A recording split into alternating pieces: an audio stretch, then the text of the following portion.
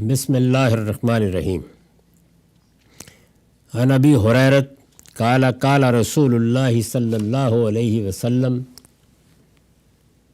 عرضت علی النار ورأیت عمرو بن عامر الخزاعی یجر قصبہ فی النار کان اول من غیر عہد ابراہیم وسیب الثوائب۔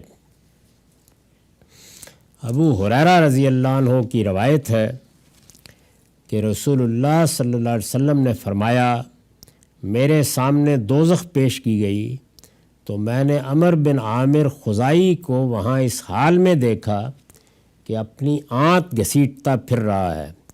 یہ وہی شخص ہے جس نے سب سے پہلے ابراہیم علیہ السلام کے عہد کو بدل ڈالا اور جانور کو سائبہ کرنے کی رسم ڈالی۔ یہ متن اصلاً صحیح بخاری سے لیا گیا ہے، رقم 4282۔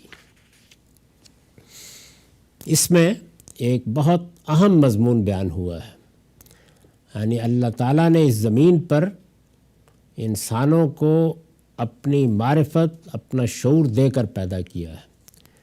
اللہ تعالیٰ کی سب سے بڑی صفات کمال میں سے سب سے بڑی صفت اس کی توحید ہے۔ وہی تنہا خالق، وہی تنہا مالک، وہی تنہا معبود، وہی تنہا اس کائنات کا بادشاہ، اور وہی تنہا اس کا حقدار کہ اس کے سامنے انسان دعائیں کرے، اس کی عبادت کرے اور سب معاملات اسی کے سپرد ہوں اور تحلیل تحریم کا سارا اختیار اسی کے پاس رہے۔ یہ چیز چونکہ ایمان کا لازمی تقاضا ہے، اور خاص طور پر وہ اقوام جن کو اللہ نے منتخب کیا کہ وہ زمین پر اللہ کی ہدایت کا ذریعہ بنے، ان کا معاملہ اور بھی سخت ہو جاتا ہے۔ بنی اسرائیل کی داستان ہم قرآن میں پڑھتے ہیں، صاف واضح کر دیا گیا ہے کہ یہ وہ قوم ہے کہ جس کا اللہ کے ساتھ ایک عہد ہے، اور اگر یہ اپنے ہاں کسی شرک کو درانے کی اجازت دے گی، کوئی بدعتیں دین میں پیدا کرے گی، تو دنیا ہی میں ان کا محاسبہ ہوگا۔ ایک درجے میں بنی اسماعیل کا معاملہ بھی یہی تھا۔ رسول اللہ کی بعثت کے بعد تو اب بالکل وہی ہو گیا، یعنی جو ذمہ داری بنی اسرائیل پر تھی وہی ان پر بھی ڈال دی گئی، لیکن اس سے پہلے بھی یہ ابراہیم کی ذریت ہے، اور ابراہیم علیہ السلام کو ہدایت کی گئی تھی کہ وہ یہاں اللہ کی مسجد بنائیں، جس کو ہم مسجد حرام یا بیت اللہ کہتے ہیں، اور یہ جزیرہ نما عرب ساری انسانیت کے لیے اس توحید کا مرکز ہو۔ اور اس وقت یہ اعلان کیا گیا تھا کہ سب لوگ اس کا حج کرنے کے لیے آئیں، اس گھر کی زیارت کے لیے آئیں، تاکہ یہاں سے ان کو توحید کا درس دیا جائے۔ سیدنا اسماعیل نے اس گھر کو آباد رکھا، یعنی اس کی تولیت ان کے پاس تھی۔ وہی تھے کہ جن کو اللہ نے اس گھر کی خدمت کے لیے خاص کر لیا تھا۔ اپنے وطن کو چھوڑ کر، اپنے اہل و عیال کو چھوڑ کر وہ یہاں آ کے آباد ہوئے۔ یہاں آ کے بنی جرہمی میں انہوں نے شادی کی، اور اس کے بعد گویا اسی مکے کو، اسی سرزمین کو اپنا وطن بنا لیا۔ اور یہ بھی بالکل واضح ہے کہ اس زمانے کے بنی جرہم میں جب انہوں نے دعوت کا کام کیا، سب ایمان لے آئے، اور اس طرح توحید سے، توحید کی دعوت سے، اللہ کے دین کے احکام سے، اس کی شریعت سے، اس نے جو عبادت کے طریقے سکھائے ہیں انہی کے مطابق یہاں زندگی کی ابتدا ہوئی۔ یہاں پر اگر کسی شخص نے کوئی شرک، کوئی بدعت لا کر باہر سے اس کو رواج دینے کی کوشش کی، تو اس سے بڑا زمین پر کوئی جرم نہیں ہو سکتا۔ یعنی یہ اللہ کی توحید کا مرکز بنایا گیا تھا، اور رسالت مآب صلی اللہ علیہ وسلم کی بعثت سے کوئی کم و بیش 2-2.5 ہزار سال پہلے اس کی بنیادیں رکھی گئی تھیں، اور اس سے مقصود یہ تھا کہ ساری دنیا سے لوگ یہاں آ کر توحید سیکھیں، اللہ کی سچی معرفت حاصل کریں۔ تو جو جگہ اس کے لیے منتخب کی گئی، جس کو اللہ نے خود یہ تقدیس عطا فرمائی، جس میں ایک پوری امت کو آباد کیا گیا، ایک نئی امت مسلمہ وہاں پیدا ہوئی، اس میں اگر اس طرح کا الحاد کیا جائے تو یہ ایسے ہی ہے کہ جیسے ہم کہتے ہیں کہ اگر کسی نے چوری کی یا کسی نے بدکاری کی تو خیر اپنی ذات میں یہ جرم ہے اور بڑے جرم ہے، لیکن مسجد میں جا کے کر ڈالی۔ تو اللہ کی مسجد ہے بیت اللہ، اور بیت اللہ کے ساتھ پورے جزیرہ نما عرب کو یہی حیثیت دے دی گئی تھی۔ تو وہاں بت پرستی کی ابتدا ہوئی۔ یہ ہم جانتے ہیں کہ اس میں بھی ایک خاص شخص کا نام لیا جاتا ہے کہ جس نے باہر سے لا کر وہاں بت رکھنا شروع کیے، اس سے تجارت میں اور کچھ معاشی معاملات میں بہت سے فوائد حاصل ہونا شروع ہو گئے۔ اسی طریقے سے یہ جو صائبہ کی بدعت ہے، یعنی اللہ تعالیٰ کی تحلیل تحریم کے مقابل میں اپنی تحلیل تحریم پیش کرنا، اس کو اللہ تعالیٰ نے شرک کے مظاہر میں سے قرار دے دیا ہے۔ اس کی ابتدا اس شخص نے ڈالی، عمر بن عامر خزائی نے۔ تو رسالت مآب صلی اللہ علیہ وسلم یہاں اس کا ذکر کر رہے ہیں۔ ہمارے لیے اس میں جو درس ہے وہ میں آگے بیان کروں گا، وہ بہت اہم ہے۔ تو ابو ہریرہ رضی اللہ عنہ کی روایت ہے کہ رسول اللہ صلی اللہ علیہ وسلم نے فرمایا، میرے سامنے دوزخ پیش کی گئی۔ یہ دوزخ پیش کی گئی، یہ اصل میں رسول اللہ کے رویا ہے، یعنی مختلف وقتوں میں آپ کو بعض رویا دکھائے گئے جس میں کبھی جنت دکھائی گئی، کبھی دوزخ دکھائی گئی۔